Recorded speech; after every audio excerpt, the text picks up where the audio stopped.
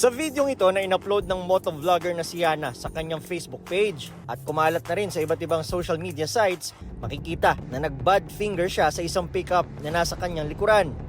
Naka-caption sa video na palipat-lipat daw ng linya ang pickup kaya nag-overtake siya. Bigla pa niyang nag-swerve ang pickup at muntik siyang masagi. Nang magpangabot sila, Ayan ang pick-up! Sapakin natin! Bakit nga ba? Ha? Bakit nga ba? Bakit nga ba? Bakit nga ba? Alam mo kung lubok-lubok yung daan. You tell me! Bakit nga ba? Tell me. No, you tell me! You tell me! Huwag kang Bakit nga ba? You tell me! Ginagit-git nyo kasi May side mirror pa ako wala! Hindi ka gumagamit side mirror mo? Pwede mo nga kuha raw ito sa Zambales at in-upload sa Facebook noong April 29. umayos ka. 2 araw matapos i-upload ang vlog, nag-sorry si Yana sa pamamagitan ng isang video. Sinubukan din daw niyang personal na kausapin ng driver ng pickup pero hindi sila nagkaharap.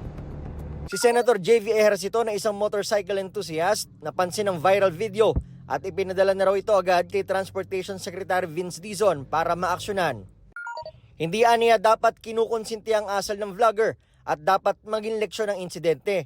Pinatatawag na ng Land Transportation Office o LTO ang vlogger para magpaliwanag kung bakit hindi siya dapat sampahan ng administrative charge. Pinatawan ng 70 araw ng preventive suspension ng kanyang lisensya. Sinusubukan pa namin kunin ang panig ng vlogger at driver ng pickup. Para sa GMA Integrated News, Nico Wahe, nakatutok 24 oras. Paragin ko yung pangit ng pick-up.